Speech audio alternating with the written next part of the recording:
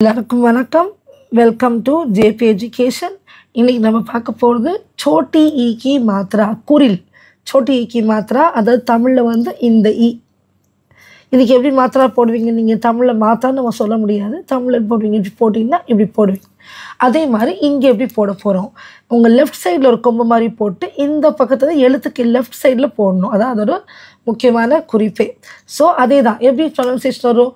கி கி கி கி சி சி ஜி ஜி டி டி டி டி நீ டி டி தி தி நீ பி ஃபி பி பி மீ இ ரி லி வி ஷி ஷி சி ஹி க்ஷி த்ரி நீ.